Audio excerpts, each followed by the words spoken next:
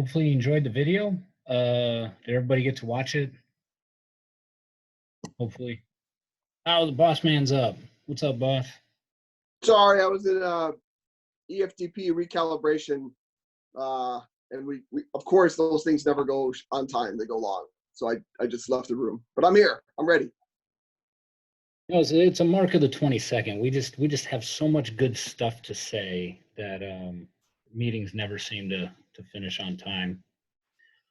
Okay, so this whole month we've been talking about managing expectations, and I hope people didn't get the idea. I was trying to come down on anybody or anything about how our processes work. I really wanted to get at two things. I kind of wanted to throw down a challenge for our leadership, our older dudes, to make sure that feedback is flowing and that they understand how the system works and that they're talking to their people about what's important to them and what they want to do with their future. And I also wanted to get at everyone's heard the phrase the good old boy network, right? Where a lot of that comes from is a misunderstanding or a misperception about how the system works and what's going on behind the scenes. So I figure if we just let everybody know, we don't have any secrets. If everybody understands what's going on, they won't feel like they're on the outside looking in. So those are kind of the two things I really wanted to get at there. Since Colonel Trumbull is not here as our guest speaker, I'm going to slide him to next week, and I'm going to ask Drew Bateman to step on up. Rumble with Bateman, I guess. Can you do us a favor and, again, along the lines of the mentors in our midst, give us a little background on yourself, and then if you had any thoughts about, the video this week and kind of kick off some of the talking points. Over to you. Yeah, absolutely. Can everybody hear me? Little thumbs up. Sweet. So I'll give you guys my quick elevator interview of kind of where I come from. Went to school at UC Davis, aeronautical mechanical engineering. I did it for the money, I'll be honest. It was a type 1 scholarship. I enjoyed college. I didn't enjoy the material. But hey, I got a full ride out of it and ended up, getting a chance to become a pilot. So everything kind of worked out in the end. I was, aeronautical engineering at UC Davis, a crosstowner over at Sac State for ROTC, and then went to Columbus. I thought it was going to be Columbus, Ohio. I didn't know where Columbus, Mississippi was, but then eventually I figured out where that was on the map and moved there for pilot training. Had a great time in pilot training. It was you work so hard to achieve your dreams, get your wings. And unfortunately, at least for me, at the end of that story, I got my second to last choice, which was FAPE. So, kind of reflecting on that moment, I just had a bad attitude, and I had that bad attitude for way too long. I had, everything built up in my head at exactly what I had planned for my life, and this is the way it was going to go, and these are the assignments I'm going to have, and was totally not open to the fact that none of it's in my control. Eventually, I kind of flipped my attitude, realized that I had a $4 million jet that I could take anywhere in the country on the weekend, and absolutely had a blast. It never got old, having a chance to watch and help kids like me reach their childhood dreams, like watching the guys and gals walk across the stage, get the wings on their chest, like that just absolutely never got old. So if anybody has a chance to become a UPT instructor, highly recommend the assignment. It was hands down the coolest thing I've gotten to do in the military. So Columbus, Mississippi, kind of toward the end there, my life started to become a country music song. So my wife left me. I had to put my dog down. I was waiting for the last hammer to drop and for my truck to break down. Thank God that never happened. And so the whole thing kind of fell apart at the end. At the end of the day, I kind of turned to work as my therapy. And it ended up being horribly unfulfilling. I was a squadron exec, crushed it, working long hours to avoid my personal life. Ended up becoming the Wing CGO of the Year, SOSDG. Like truly and honestly, it was the absolute worst part of my life. Just because I started to try to fill it with things that I thought would fix. At the end of the day, I found rock bottom the night of the Air Force Ball at a Waffle House, which is where anybody should find rock bottom. And ended up turning things around from there. At that point, I was kind of like, this can't continue. I reconnected with friends. I turned all of those friends into family. I started going back to church. Honestly, I went to mental health because I was a complete disaster, and got my priorities straight. And I think a lot of people say faith, family, Air Force kind of as something that you can just rattle off, but it really resonated with me. And for me, faith and family were way at the top, and that's what makes me whole. That's what makes me fulfilled. And then somewhere in the single digit percentages is the Air Force, the work that I do. And so I left Columbus, Mississippi, kind of having my entire career and life outlook changed. I had a chance to now join the C5 community at Dover Air Force Base. Absolutely loved it. I had a chance to work for the group commander, wing commander, AFE flight commander. And that's where I met my current wife. She was a contractor working across the street for the medical examiner. We met, kicked it off, did some long distance for a while when she took a job down in North Carolina. And then we got married toward the end of my and ever since I've been here, got here, ADO, deployed to CENTCOM for a little bit at Shaw, worked for the Air Mobility Division there. So I have a little bit of deployed experience, and now I get to work for Chief of DOB for the Muley family. And so that's kind of the quick and dirty of the arc of my career and personal life. I'd say as I look back at all the lessons, I've got tons of lessons learned. But at the end of the day, treat your coworkers like friends and treat your friends like family. And that's going to prevent you from getting caught in this rat race. I was a FAPE and I was in the middle of that 5.5-year rat race, and it like wrecked my life. But the minute I started treating my friends like family, treating my coworkers like friends, then I realized that I was no longer like shackled to this crazy Thunderdome of competition that just chews people up, and actually started to have a lot of fun. So we spend more time with each other probably than we do our actual families. So for me, what makes me feel whole is family. And so when my friends became my family, when my coworkers become my family, that's when I'm happy. And then also never be too proud to ask for help, whether it be at work or in your personal life. Like there's plenty of stuff you can't deal with on your own, and there's a lot of people out there who are willing to kind of help carry the load for you. So that is my story. Thanks for sharing, man. So leading off with some of the homework questions we had from the video, I'd like to hear if there are any lingering questions about the process in the squadron. And if there's no questions, is it clear? Is it fair? What do you think?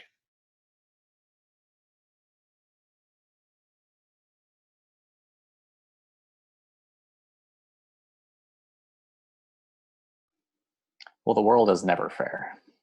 So if you have any delusions that any process is going to be 100% fair,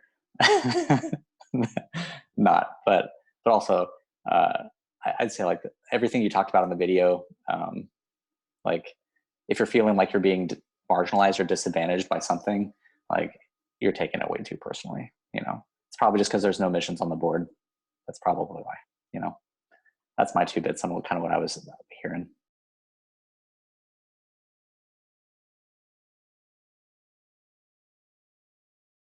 How about somebody new?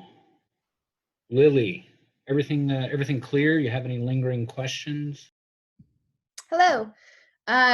Well, watching your video was actually really helpful. Gave me a lot of insight. I guess one question you asked at the end is, you were curious to see what people would think about feedback from STRPs. I don't know if I've ever gotten feedback directly from an STRP, but I do get a lot of feedback in my grade sheets.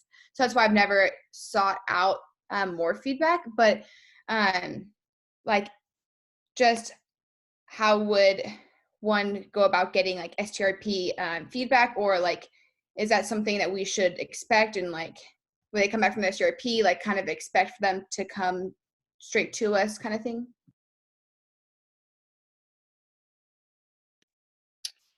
I don't know what the best mechanism is there.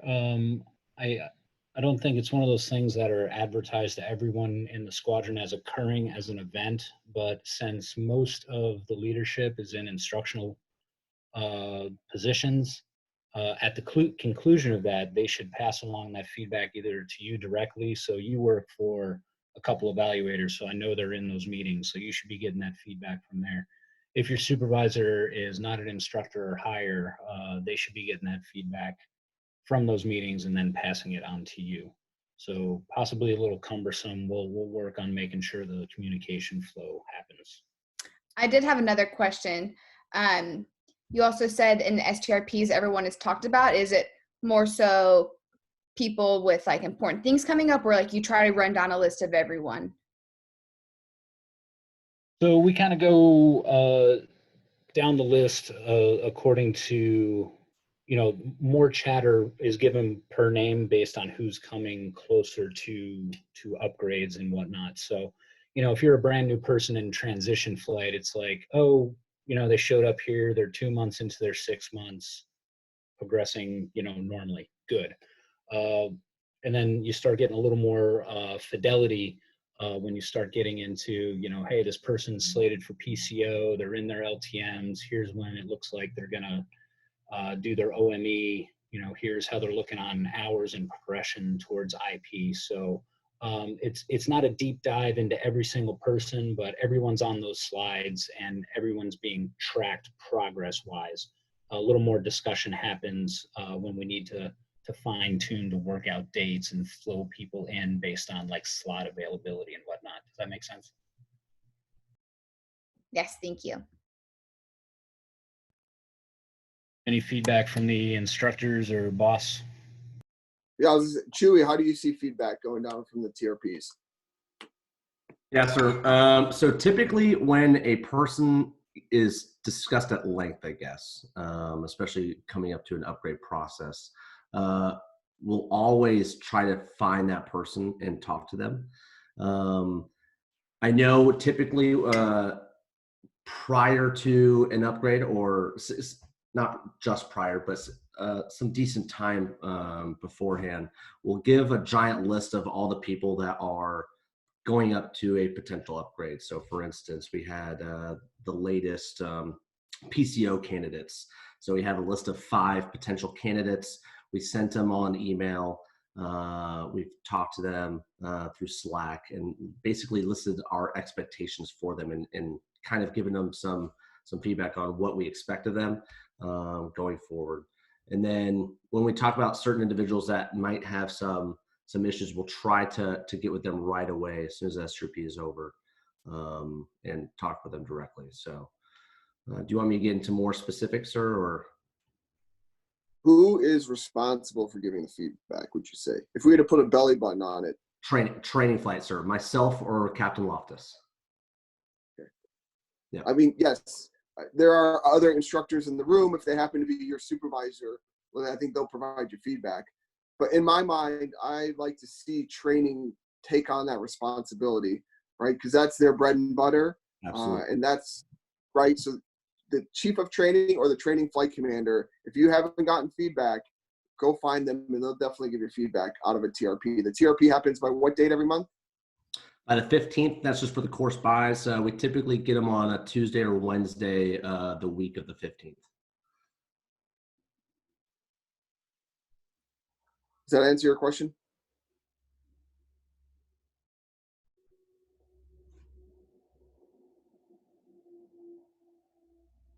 Great. So we're going down the road of upgrades here. Before we move on, any other questions about upgrades? And then Colonel Kramer, I can send out a potential, basically a cleansed SRP slides that I can send to everyone so if they want to see what we're looking at. Now, obviously, we'll leave a lot of comments kind of off to the side because we don't want everyone to know that. That's why we don't invite everyone. But if everyone's curious on kind of how we go through and how we organize an STRP, I can send out some of those slides to all the pilots if you guys are interested. Kind of like a redacted version almost. redact it. I like it. Also the op board, right? We do put in some things like, hey, you're being considered for IP upgrade. The reason for the op board is organizational and operational transparency, right? So organizationally, like, hey, who's moving jobs? Operationally, who's going to be coming? Who's looking for AC? Who's looking for IP? So we want to put that on paper once a month, so you guys have that transparency, right? And it, we take the data from the TRP, we put in the op board, and boom. And then, Chewy and Loftus will provide you that human kind of interaction and say, hey, here's what we talked about. The one thing I'd offer to all pilots is initiative, right? Initiative. If you are doing your GRAC, if you're being a very proactive co-pilot, we're going to notice that as instructor corps, and that will surface in the TRP, right? So do your role as that proactive person that seizes initiative. You're studying, you come prepared. You're not waiting to be told to do the DPW. You've got it all done.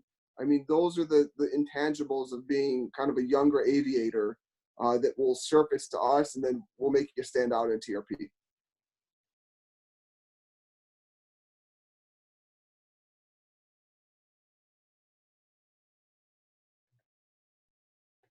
Thank you, sir. Let's see. Talked about upgrades. How about scheduling? Any questions on scheduling and how we kind of got after that and the process there?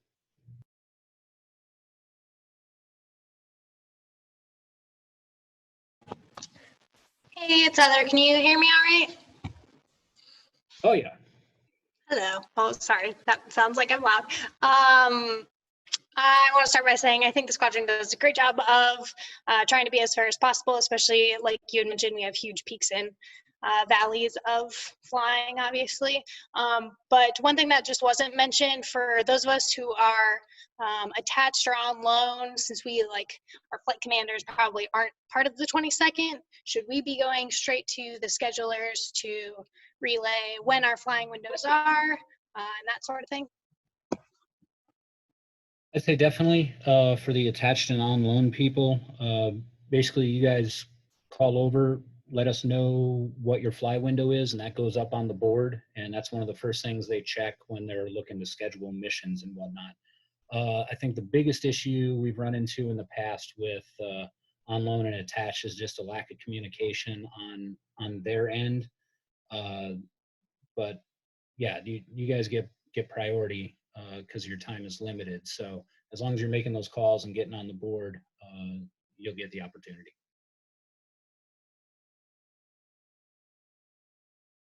Hey, Colonel Kramer, I got a question. Seems like over the last year or so, there's been a huge influx of first pilots. Obviously, we're plussing up, and we've, that's well known. But it doesn't seem like the missions or the RDAP has really risen much.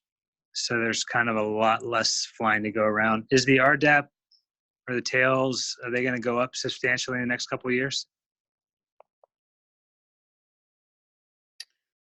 I'm out of the ops business right now, so before I kick it over to an ADO, I would just say, we talked about the feast and famine bit. So I've seen RDAP stretched a long way, and I've also seen some pretty big lulls. So there's always kind of an ebb and flow, but as long as a long-term outlook, I can't speak to that myself. Maybe Roger, if you want to hop in. Yeah. Muted. All right. How about now? I think it's working. Yeah, Zamps, with that topic, it's probably one of the things we probably shouldn't be talking about on Zoom. But looking at just the outlook for the next month, things look pretty active. I think everyone's getting touches and flying. Probably more so this month and next month than we have seen all year. So if you feel like you're getting passed by and it's been 2 months since anyone's called you, please call us. Maybe your puck fell off the board and we just forgot about you.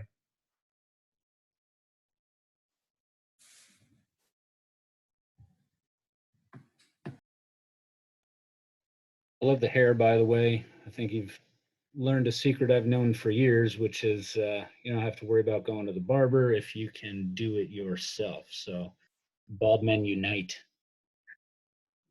Yeah, I didn't do this on purpose. I tried to give myself a haircut in the mirror, and I had to go with a clean slate. There's no shame. Zelonis and I welcome you. I do think I'm receding a little bit, so that's interesting to note. I'll work on it. Row gain or something. Anyway, back to my question. I'm counting like 30 co-pilots right now, and that's obviously a lot if the RDAP is only going to remain at 5 or 6. So I just didn't know. I mean, it seems like we plussed up the people ahead of plussing up the missions, which is probably the right way to do it. But I guess if anyone's wondering, that might be why it may feel a little slow. That's all.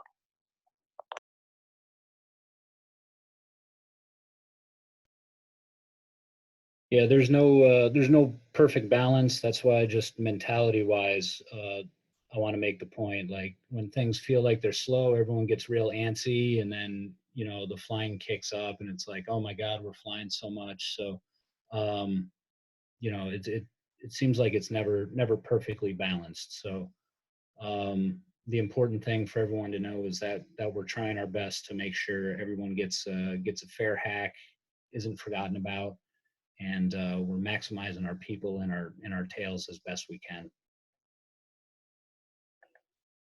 Any other thoughts on scheduling or how that process works before I move on? Hey, Sam, to your point, I don't know, and I'm not talking generalities because we're on Zoom. I don't know that our DAP is as mature and as proactive as we want it yet, right? I think what you're alluding to is we've had a few tails in BAI, this backup aircraft inventory, right, due to sequestration, and then we're getting a couple tails back every year, every fiscal year. With those tails come additional crew members. Hence our UL problem, the influx of why we're growing. We were 179, we're growing to 222, maybe 230, right? There's some debate. They may take a tail back in fiscal year 21, but that's neither here nor there for the discussion. But I don't know that our DAP is as responsive or agile as yet to our growth as an individual squadron, right? I mean, you're thinking the big math, and TACC is trying to manage the scope of responsibility and everything that's going on with COVID and some of the other things. So I think what I needed to be telling you more is that the DO and I are kind of constantly either writing white papers or talking or saying, hey, we need a steady throughput of missions in order for our training to work, right? We're very pilot-centric in this forum, but what honestly, a lot of my thought goes to loadmaster training and engineer training, which happens in the jet, right? They need the cargo, they need the different touches. And so we're constantly communicating with TACC to say, hey, we want a steady flow. We want to hammer down these spikes and have a steady flow. And that's a constant dialogue, especially that Brian Trumbull and probably now Fernandez are having. And just to keep you guys in the loop, we want, 4 to 5 missions as a sweet spot. And the rest we probably have to save for an in-person conversation. Yeah, sounds good, sir. Yeah, I've read the white paper on stable tasking, so that's awesome. Is that public for the squadron to read or no? Oh yeah, hells yeah. Yeah, you can read all. Yeah, if anyone gets their hands on that, you should read it. It's pretty good, and I hope the community continues to move that way.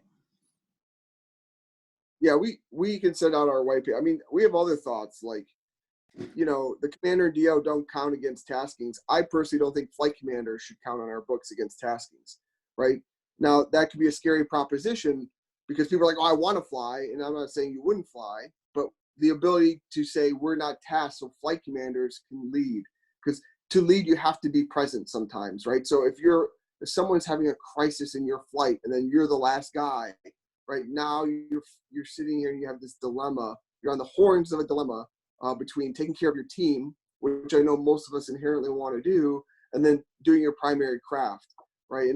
So there's a lot of things that I think when we revitalize the squadron, we could think outside the box to really fit. We've written a couple papers on there, and it's just getting the UMD and this huge bureaucracy to get more reactive. But now's the time to strike. So I would encourage everyone who still has ideas, if you have creative ideas, put them down on paper. Let's funnel them up. We're happy to shoot that over the barrel in TACC to A30 to all the different execution arms to say, hey, we can do business better, right? To make our DAP more responsive. We want that data.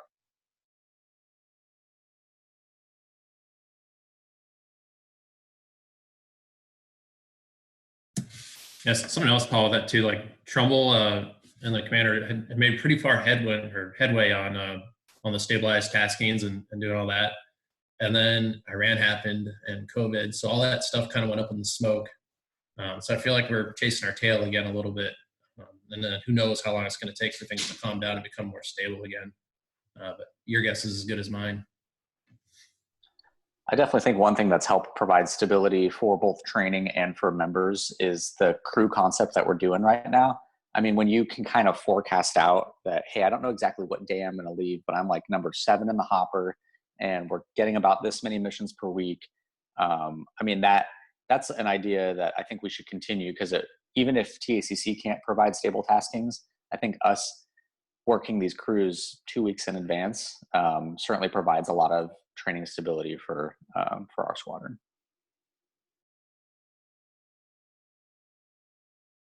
Yeah, so here's a great ask. We should, as an officer corps, gather all the new opportunities that we're finding, because we're being forced to be innovative and think differently, and put them down on paper, collate them, say, hey, here's how we can improve the squadron. You know, the old way of doing business no longer applies. To your point, maybe we can provide our own stability in ways we didn't think of. Now, the challenge there is, I know, getting people scheduled for sims. If everyone's in a ROM and then in crew rest and ROM crew rest, you can't just say, hey, you're doing group sims. How does that affect your crew, right? So now that we've entered another intervening variable, if you will, it becomes difficult to provide that stability. But damn it, if we think of different things, we should collect those and not waste this opportunity to get better.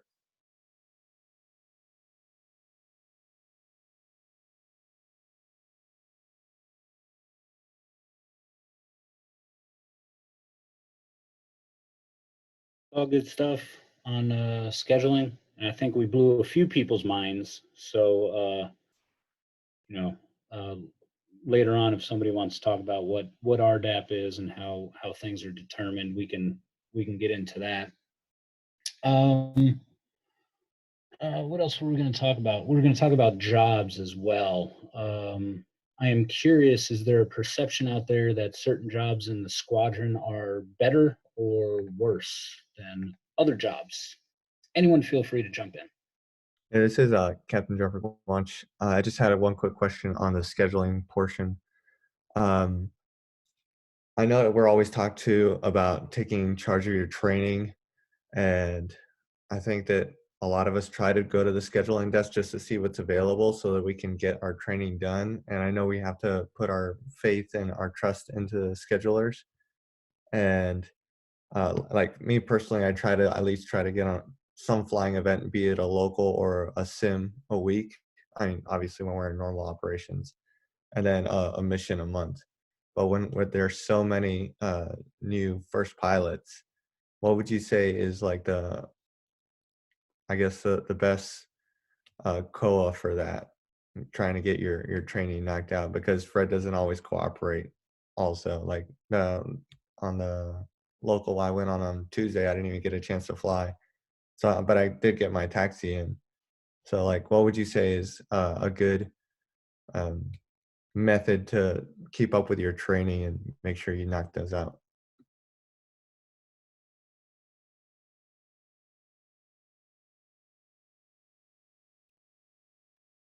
Well, it's kind of weird in the COVID environment right now, but I was hoping a question kind of like this came up, because it's a balance, right? There were days when I was ADOing, and I remember one day in particular, I didn't move from the desk for about 7-8 hours just because it was a busy day. And there was a first pilot, I counted that dude walked up to the desk 8 times throughout the day, like asking questions or just walking up and staring at the board for about 45 seconds before he walked off. It was very bizarre. So, there's the one end of the spectrum, and then there's the other where I'm not saying like don't talk to the schedulers. You can be a bro, come up, hey man. No, it wasn't you. I'm not gonna say who it was, but hey man, just so you know, my thing, canceled last week. I'm coming due for this. Just kind of, keep me in mind. It's a subtle balance, between the nuisance and encumbrance versus, being an advocate for yourself. So user supervision, you can still chat with the schedulers, especially if things cancel or, you're running up against a currency. There's nothing wrong with that. And I talked about this in an OPD a couple weeks ago. That's really that fine line, learning to read a room and a situation. And I really can't put that on paper for you. You just got to kind of feel it yourself. But yeah, the schedulers, the ADOs, they're there to work with you. I just don't want people to feel like a scheduler holds all the keys to the kingdom and that, you need to beg them for opportunities or that they're the grantor of opportunities. There's a whole lot more going on behind the scenes. So yeah, of course, verbalize things, just realize there's a subtlety to it. Any of the ADOs or leadership want to jump in?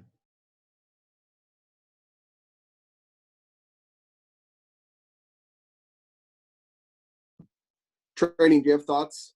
How often should a young co-pilot be, trying to fly right now? I mean, just like anyone, just to stay proficient, right? In this COVID environment doesn't lend itself well to this, but definitely a local or a sim once a week minimum outside of this environment. With everything with the restriction of movement, I don't know if that's going to be possible right now, but whenever that does lift, I expect my co-pilots to be on a sim or a local every single week. And if they're not, they should be flying on a mission, right? For going up to the scheduling desk, that's more of their side, their wheelhouse. But yeah, it does get very, I don't want to say annoying, but the ops team and training, we discuss the training priorities twice a week now. And it's a very in-depth discussion. I mean, we spend a solid probably 30 minutes discussing where everyone should be, where they are in the upgrade process, and when they should be flying. So we discuss a lot of this stuff already. And for a co-pilot to go up there and kind of pester them frequently would not be advantageous, I guess. But yeah, we are thinking of everyone.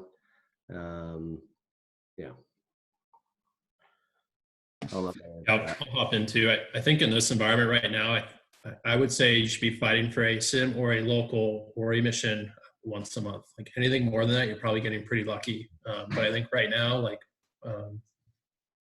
one flying event in a month, like a mission, and then maybe a local, you're probably doing pretty good. Or a mission and a sim, you're probably doing pretty good. So I think that's where we're at now, expectation-wise. Yeah, thanks, Ray. Sorry. Yeah, I was talking about outside the COVID environment. Hopefully that was made clear. But yeah, with the COVID stuff, it's definitely going to be tough right now.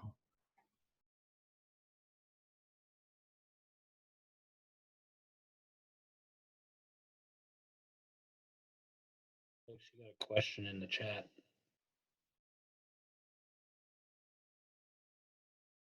Yeah, how do you fight for a sim? To you gents.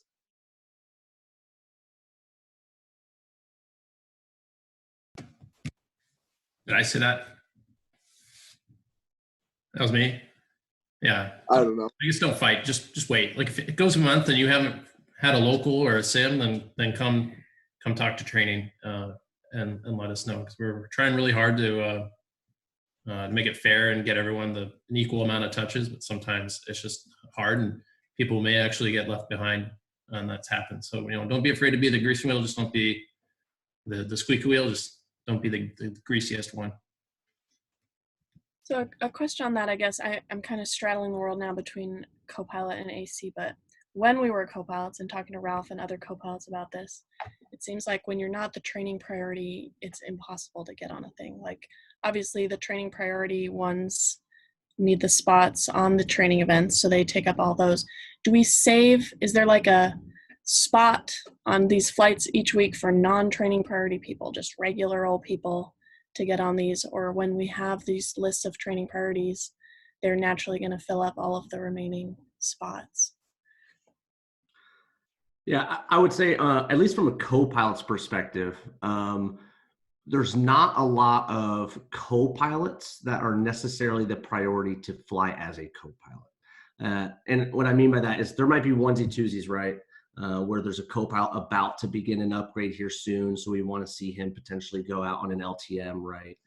Just prior to PCO. So they would potentially be a priority then. But for the most part, co-pilots are not necessarily as high of a priority as, for instance, LTMs and that kind of stuff. So yeah, I don't think that's too big of an issue for the co-pilots. I know recently we've been working on hours now. So we actually printed out total 90-day time and to see how everyone was doing in respect to hours. So then we were trying to prioritize who hasn't been flying the most to try to get them on. Yeah, I don't know if that helps with that. But I know it is frustrating sometimes to know that there's a lot of other priorities going on and that you might not be the number one priority right now. But yeah, we are discussing it. And if you think that you are not flying as much as another person is, or that you're being overlooked, please, I urge everyone to come and speak with training, come and speak with the ops team, because we'll be able to give you an answer on why, and maybe something's being overlooked, you know? So to that point, between ADOs and training, and maybe there's something that I don't know. After the training priorities meeting on Monday or in the next day or whenever you guys do it the second time of the week, is there a product, something you can put on Mattermost so that everyone knows what we talked about, and you can say, hey, this is where I am. I know I'm coming up for a sim here in 2 weeks. Is that a possibility? It is funny you bring that up, sir. We actually just discussed this week. We think we're going to have the TLOs start taking notes, kind of like the STRP minutes, and then basically create some notes / minutes. They're not going to be incredibly formal, but yeah, we would probably, I don't necessarily know if we attach them to certain missions, then it would definitely be FOU, and we post out on Mattermost. But if not, if it's just a timeline based, then we can definitely send that out on Slack. We're still kind of working on how to formulate that, but we are in the process of doing that. Yeah, I'm just sensing a communication, a want for push, right? How do you virtually stare at the scheduling board? And right now it's going to have to be through Mattermost, I'm guessing, right? And then I had one more question. Longtime listener, first time caller, Jake the Pledge. Hello. Do you have any tips as a former scheduler on people approaching you, things that you saw work, a good kind of like, hey, I appreciated this when people came to the scheduling, or man, I really found this annoying. Don't do this. Do you have any thoughts? Yes, sir. I was actually just talking with Lieutenant Franchette about this. It seems like as a scheduler, most of the time you're just focused on the training priorities. So getting LTMers out the door, getting new ACs put with senior co-pilots, getting IPs, the touches that they need for upgrade and filling those slots. And then most of the rest of the time is just whoever was coming up to the desk and just tossing them in slots, We did try to get co-pilots who, felt like they hadn't flown in a long time up on the board as well. But I feel like there may need to be something like on Mattermost, like you guys were talking about, where it's visible to the squadron.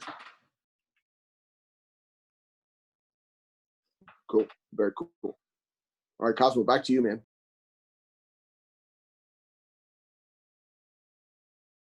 Great. Man, who would have thought a conversation about scheduling would go down a rabbit hole? Good stuff. If there's no other reattacks on the scheduling bit, yeah, just realize we're in a weird time, but it seems like weird times happen every few months recently. So just hang in there. talking about jobs. Questions about jobs. Are some viewed as better? Are there blue chip opportunities out there? What are your thoughts on jobs? Questions about how they're selected, etc. I'll open that up for the group.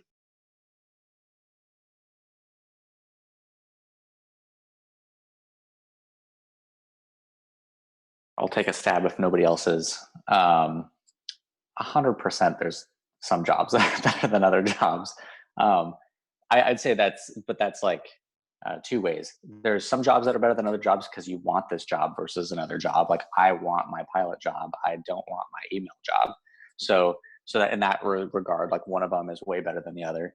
Of course, the Air Force has like maybe a list of jobs that are better than each other. And of course the squadron, like training.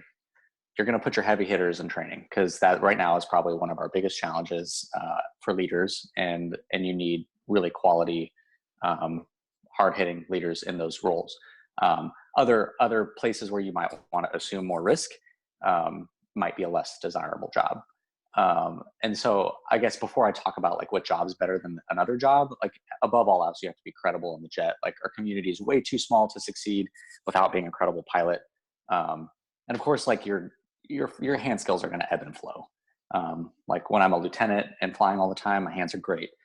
Or like right after I upgraded aircraft commander, and then I became a wing exec and like almost Q3'd my AR check ride.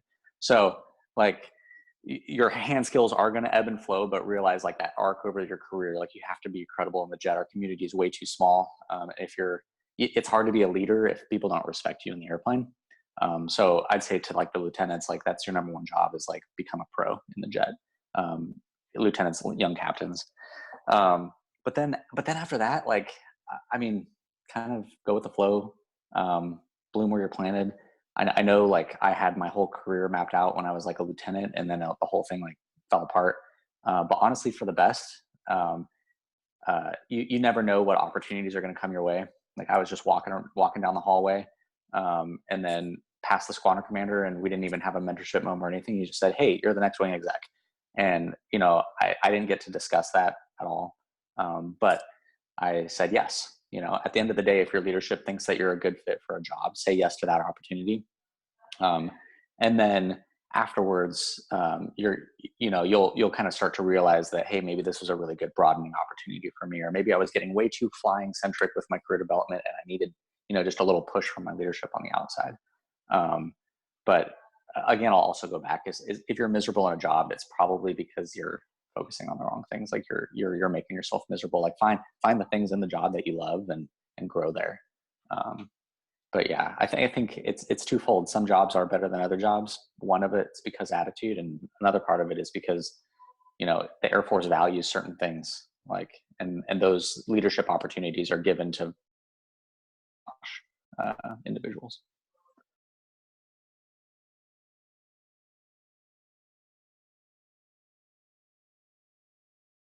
Any other thoughts?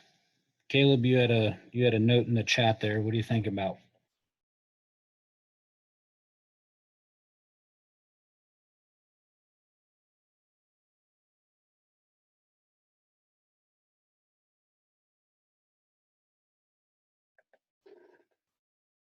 Mic is broken. Likely story.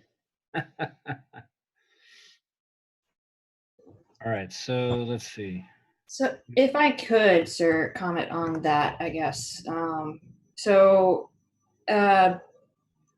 guess in my experience in the squadron, the job itself, I mean, some of them do have restrictions, like a word index. I know they had issues letting people fly just because they just didn't have the people in there. But these like high vis jobs, I don't think that plays into necessarily flying, except for like how many people are there and how many people can man the desk, and if you can get away from the desk and still have the office operate. However, I feel like whether it's good or bad, and maybe I shouldn't have been doing this when I got to the squadron, but something I used to do that ended up helping me, I guess, get into sims and locals a little bit more is in the mornings I'd go to the scheduler, say, hey, I'm available. If you have any extra sims or locals that you need bodies for, not to take bodies. So it was like, I wasn't trying to steal locals, but I just put it out there. Like, I'd be willing to do that midnight sim. I'd be willing to do that early morning sim on the weekend. To like offer to take like the crappier stuff, quote unquote, like that. If the schedulers need help, like they can't find a body for a sim and they don't want to cancel it, put yourself, like, just say I'm available, but don't bug the schedulers like the entire day for that sim or something like that. And I feel like the simple task of going in the morning, just kind of like saying I'm here and then leaving them alone, it, at least what I've noticed, goes a long mile, where like you'll get that call. It's like, hey, we need someone for that Saturday night sim. No one's willing to take it. Will you be willing to take it? And you just say, yeah. Like, you don't expect to always get that like awesome simulator or the awesome local that is like at the perfect time and stuff like that. Just be willing to take the good stuff and the bad stuff. I mean, I think that's also like, I don't know if the schedulers disagree with this or anyone else disagrees with it, because I also tend to have, I kind of have a little more hours, I think, than a lot of my peers, which is kind of an issue right now that's being sorted out with giving everybody else hours. But that's something that I did. I'd go up there and like, I'm not trying to steal stuff. I'm just letting you know I am available, and then I'll leave them alone and then work for the rest of the day. So it's something like, I don't know if anyone else disagrees with that mindset or that way of handling it, but that's something I would recommend for the co-pilots. Go up there once, maybe in the morning, let them know you're here, like you're there. So it gives you the line of sight, but it still allows them to work. Granted, I would probably avoid having like 40 people in the morning go in there and like wave your hands at them, but it's something that worked for me. And I felt like, I don't know if Jake DePledge feels otherwise, I felt like it kind of helped them out a little bit when it came to those harder slots to fill. I'm super glad you brought that up, Kim. And I think you hit the nail on the head with that. I probably painted somewhat of a bleak picture by saying, you know, after all the training priorities are met, we just sort of fill holes. But I think that 100%, if you make yourself available for some of the shittier deals, the schedulers notice that, and they do have a hard time filling those slots. So as much as you can make yourself available, there's a way to do that. Obviously, there's you put restrictions on yourself when you take leave and stuff like that. So if you take leave, you know, every 2 weeks, it's going to be really difficult to get you on a mission as well. So if you can make yourself available in that way as much as possible, and then do exactly like you're saying, just say, hey, if you have anything, I mean, not just the good trips, but the Saturday sims or the Sunday sims, those are always hard for a scheduler to fill. So if you can make yourself available in that way, that's probably a really good way to go about getting time.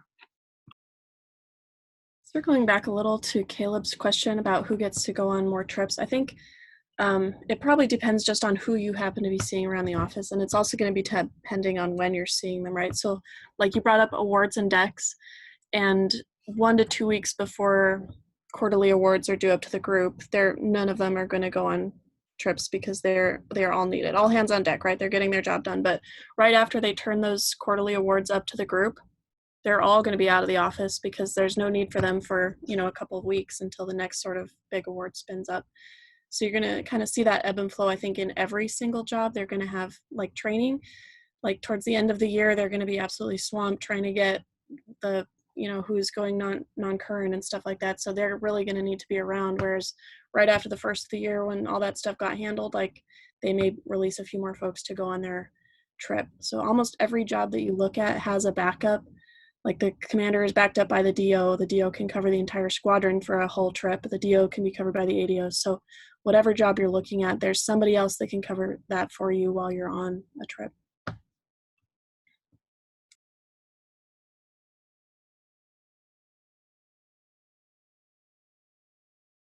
And I guess something else I would put a note on that with the job things. I've noticed it's gotten a lot better since I've gotten in the squadron. I know like when I first got here, there was only like 2 execs, 2 training liaisons. I think Calico and Sapel were the only ones in Stand Eval.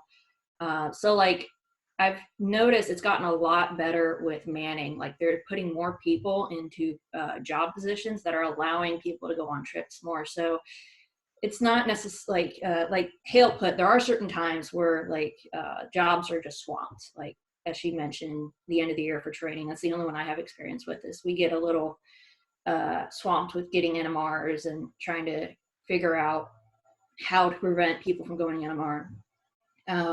But I've noticed, like especially with the flood of co-pilots coming in, that the manning's gotten a lot better. So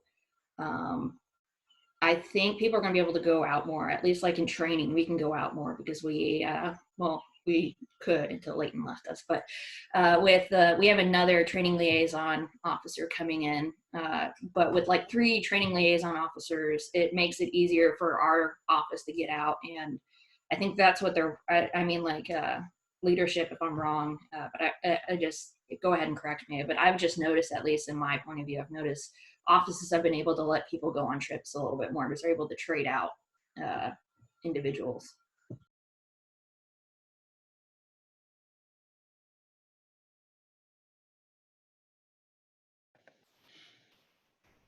Any thoughts on that? Things feel better? Any takers?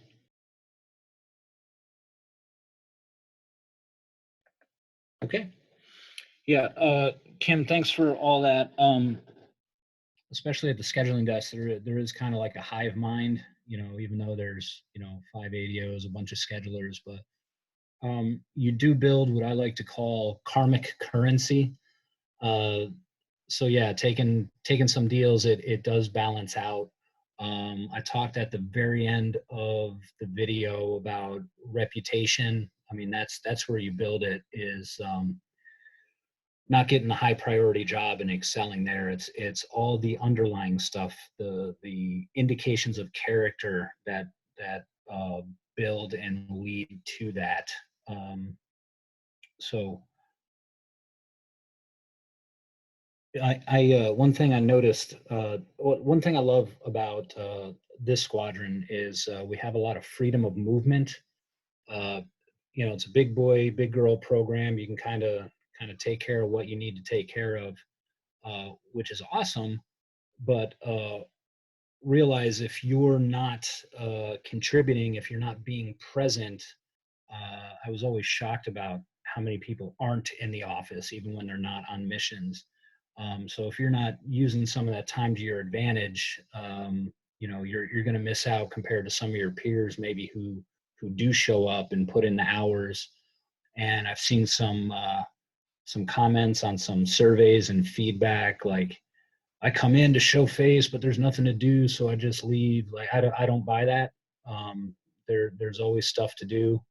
Come down to the chief pilot office. We'll find something for you. But yeah, that idea of karmic currency, you really build it by being helpful, by being humble, and by being available, not just physically, but mentally and emotionally. Any thoughts on that? Tips for success from the senior dudes? Not the most talkative crowd. I'm trying not to talk too much. I want other people to talk.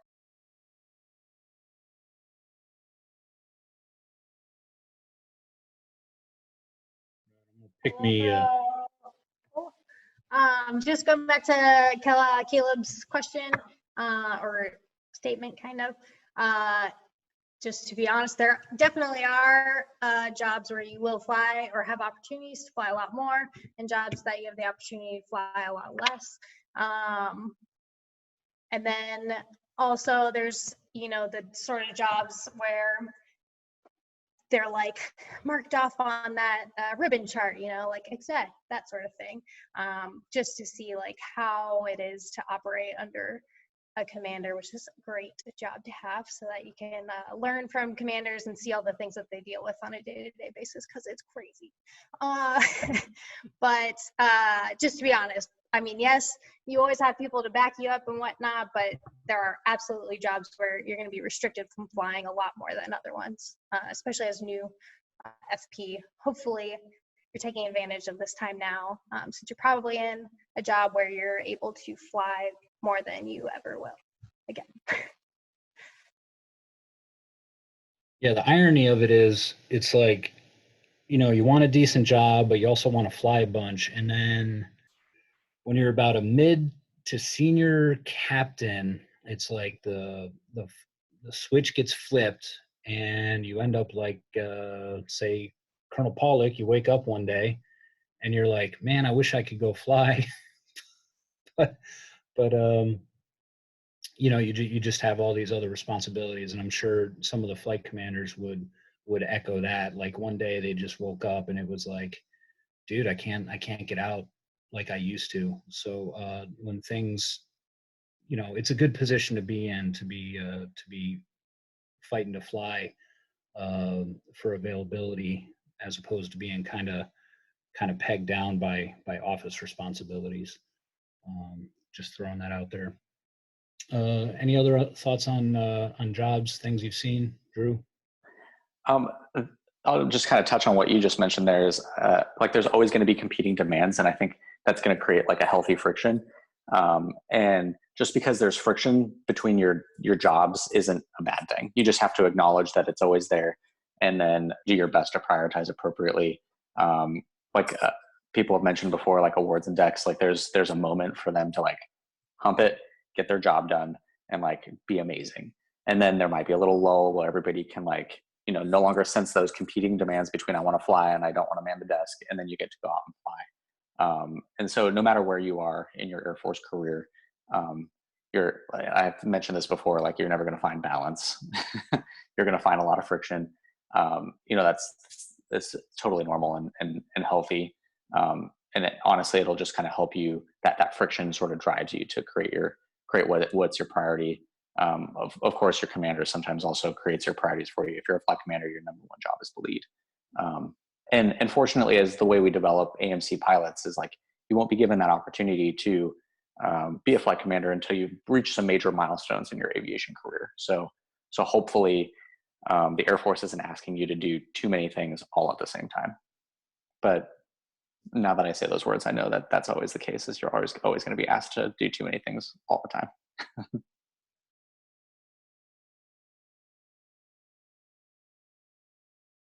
That's what we're getting at with our lengthy discussions about harmony. Different things require different attention at different times, and being sensitive to those and learning how to correctly prioritize is going to be important. Because like we said, sometimes your hands start going and, you got to beg for a little proficiency. Sometimes, the office needs a little more focus.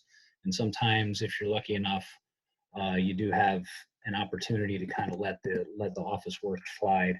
And then sometimes you're in a job where you got to take the laptop with you on the road and try to do things in crew rest. It really all depends, but having a healthy appreciation for balancing work, family, life, all that stuff is important.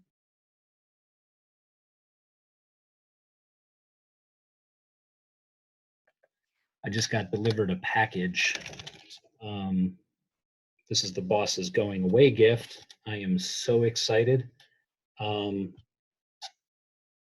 What's in this box, I can only call sacramental. I'm gonna keep it under wraps for the time being, but I'm very excited this just came in, so I'm stoked. Sorry, getting distracted there. Cam Butler, you want to jump in and say hi to the group? Talk about your hair? Yeah, definitely. I think I've met some of you either on locals or on the all call hail. Yeah, my hair, I usually comb it over, but this morning I didn't. Our landlord's over fixing our stove right now, so I kind of rolled out of bed and hopped on this while he's doing some stuff. I'm a prior RPA guy. Unlike a lot of the RPA guys, I think you guys would come across that were UPT directs. I was originally selected for RPAs out of college, went to the RPA FTU at Randolph, went to Beale for Global Hawk training, and then I spent 3 years up at Grand Forks. And then my whole intention was to get picked up for pilot. So I did a full-on wait 2.5 years from getting my wings to apply to the active duty board, and had to go through the whole active duty board process, just like anyone else cross-training. Got picked up, finished Vance in July, finished Kelly in January, and could not be more happy to be in the C5 and in California. Awesome to be part of a community where everybody wants to be there and they're excited. So it's good to have you. Yeah, appreciate it. Yeah, happy to be here. For Is sure. there- Welcome. Yes, sir. Yeah, I was just saying welcome. Welcome to the team. Thanks. Any thoughts on the stuff that we discussed as a brand new guy, or kind of the video series, kind of how we're getting after managing expectations? Yeah, I was telling, I live with Lieutenant Sawyers right now, my girlfriend, and I was telling him the other day, coming here to AMC versus when I was in ACC, it was kind of like it is here, I guess, but it was 365 night shift, weekends, holidays. Like I worked 3 Christmases in a row in the squadron. We did put people in building on base because of snowstorms. So you never really saw people in a sense of everyone was on a different shift.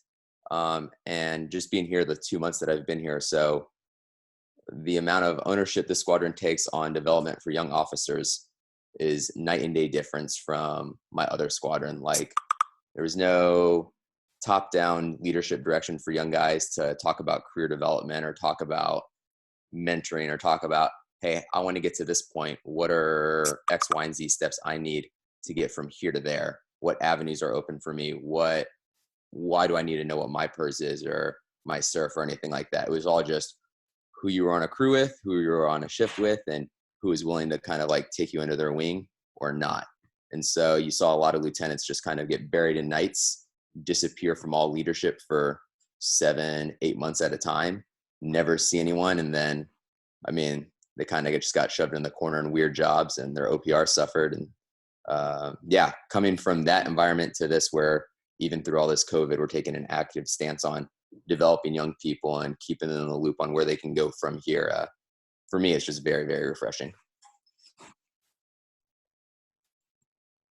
Yeah, that's awesome insight. Hopefully we do right by our people. I had a similar experience when I was in ACC. You know, it was very grinding people up, you know, treating them like widgets, spit them out, and then you kind of had to fend for yourself. So it got very dog eat dog, Thunderdome style. To get to the top, had to step on people, and I don't think we need to do that here because we have the resources and the desire and the motivation to help develop people. So I'll use that as a plug and a transition for talking about the chief pilot office. You know, I'm your rabbi, so you know, come talk to us. We're here to like you saw this week.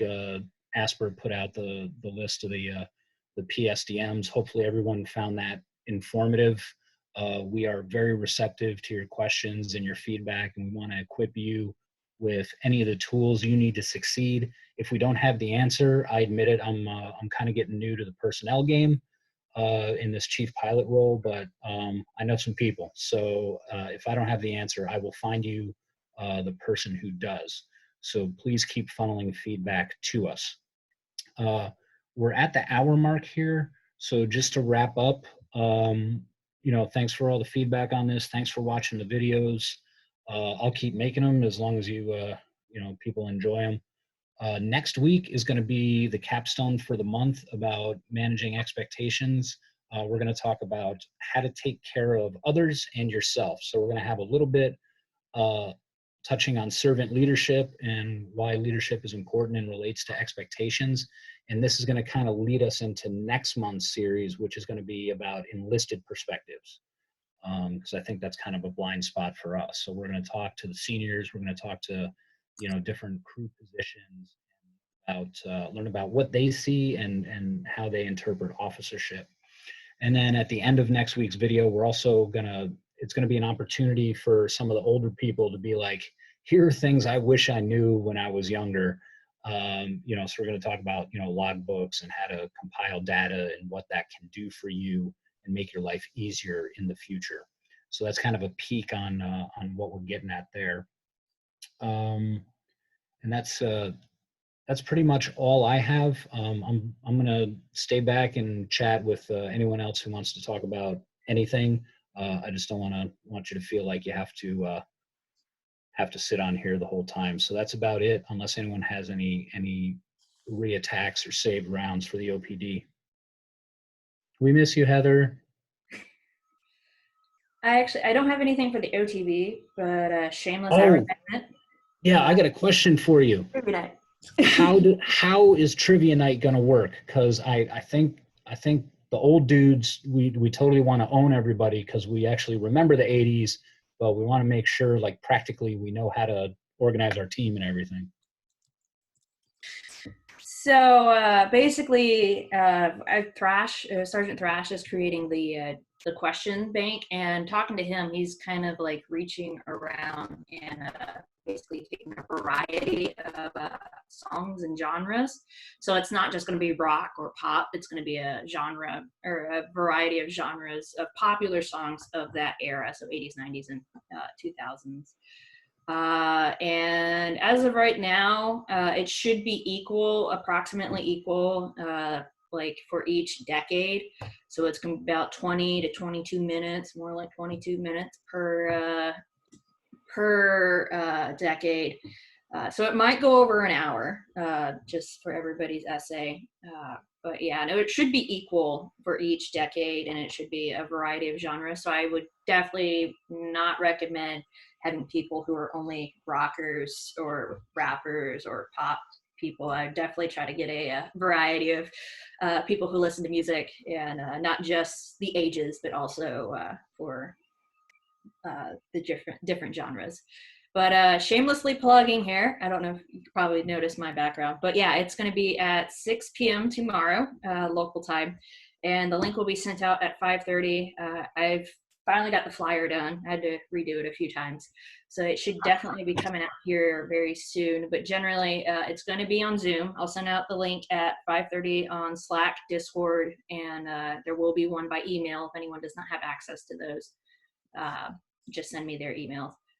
Spouses are welcome. We're definitely sending out the invite to your spouses, so don't be surprised if your spouse creates a team and doesn't tell you about it.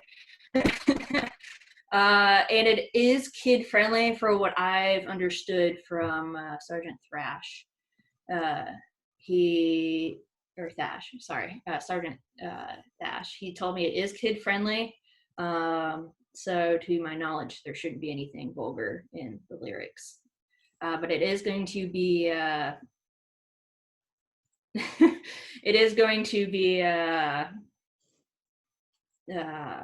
sorry, I just lost my train. Oh yeah, it's going to be artist and songs. That's the only thing you need to know. Don't need to necessarily know the lyrics or like finish the lyrics, but it's artist and songs. 5 to 3 people, and I think that's about it. Other than come up with your own way of communications with your team, whatever works best. Is it going to be like the team captain is going to be in the Zoom room, or is everybody going to be in the Zoom room and then just like the team captain answers? Are they going to answer like over video or in the chat? How does that piece work? So everybody's going to be in the Zoom, so that way they can watch the video, listen to the song. Only the team captain will put the answer in the chat. So the chat is reserved for answers only. But everybody can listen, and just to prevent like 50 to like 100 and something different like messages at once, we would just prefer the team captain to submit their answer at the end of the 22 seconds. So it's not the fastest person who responds, it's just, did you get it right? And who has the highest points at the end of the round. They're gonna like private message the trivia account or what? No, they can, that'd probably be actually smart, because otherwise you can have a bunch of people cheat on that, I guess. So yeah, it's probably in that case, probably a good idea just to private message the account. I'm probably going to see if I can hijack one of the paid accounts. I'll talk to training, President left already, to see if I can hijack the training account. Otherwise, if anyone has a paid account that'd be willing to donate it for trivia night, that'd be awesome too. Yeah, you could have the chief pilot account. Sweet. That would be awesome. That would be perfect, just because it would kind of suck to have to stop midway at 45 minutes. But yeah. I think that, does anyone else have any questions? I'm going to post the flyer and announcements here soon once I get the thumbs up by the execs. I assume the winner gets like a sweet trip around the world or cash money, day pass. I don't know. I was okay with just bragging rights personally to be able to rub it in everybody's face that y'all are some people in the squadron are uncultured. But yeah, no, I don't know of any prizes per se. Sorry, I just got a message on my thing that says my thing didn't work.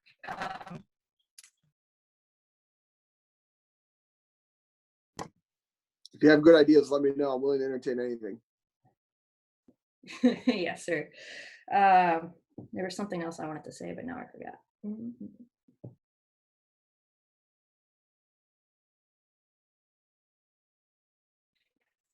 Please put your team name and numbers on that Slack message that I posted on announcements. I'm going to write down the team name, so I'll be taking sport, and also I kind of want to make sure I know who's on what teams. So yeah, teams 3 to 5. And do the family members count against the team numbers? Well, yes, if they're formally part of the team, but I'm not going to necessarily say that if they're not part of the team and you happen to ask your spouse about it, I'm going to say that's okay. No Googling though. Googling is cheating. Let's not do that, because then everybody will have points and we don't want that. I got a couple closing thoughts real quick, if you're done, Kim. Okay. Hey, real quick, Kim, thanks for doing that. You know, the other day we talked about feeling the cloth, right? You know, that ability to march in unison with each other and feel each other's shoulders, and we don't have that right now. So this is our ability to feel the cloth, even though it's kind of Brady Bunch like. That's an 80s reference, with this screen here where our shoulders, I can almost touch Asper, who's right next to me on the screen. We're feeling the cloth, and you're taking that on. I hope we have a great turnout. I hope all of you guys try to make it. Try to get the word out to do some trivia, have some fun, and then you can Netflix after that, right? It's only 1 hour, so let's spend some time on Friday night hanging out with each other. So thank you, Kim, for organizing that. Kramer and I will get you there's a PSDM that dropped for Phoenix Horizon programs. There's a lot of new changes coming, so we're going to get that PSDM out. So please take a look at that PSDM, because there's just some differences this year that I think are moving us in the right direction. Butler, I appreciate your comments, Kramer, too, about, officer development. And I'll tell you, I had almost an opposite experience, but really broad contrast, where my very first assignment was C-21s. I had a commander who would sit us down on Fridays. He would stop everything we were doing, and we did officer mentorship. I mean, there was 30 lieutenants in the C-21 squadron.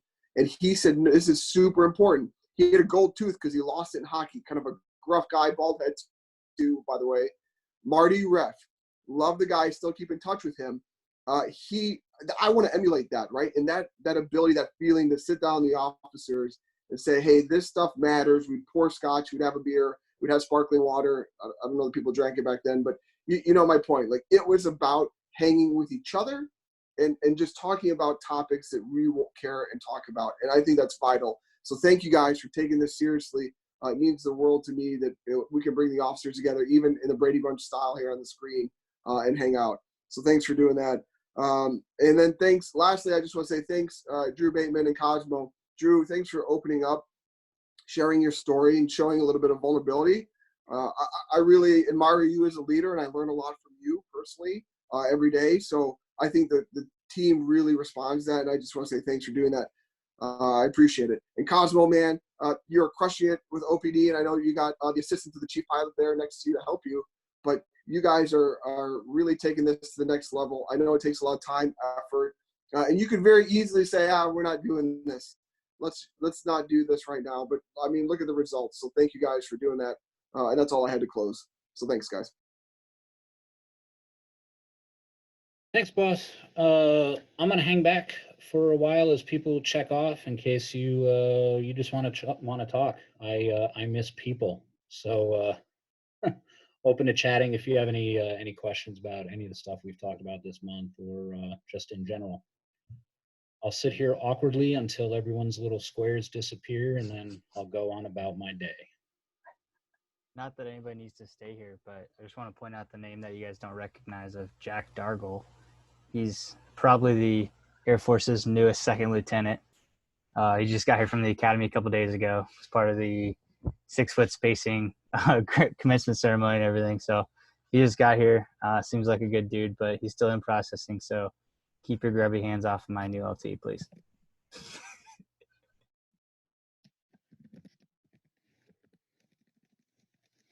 Nice job, guys. See ya.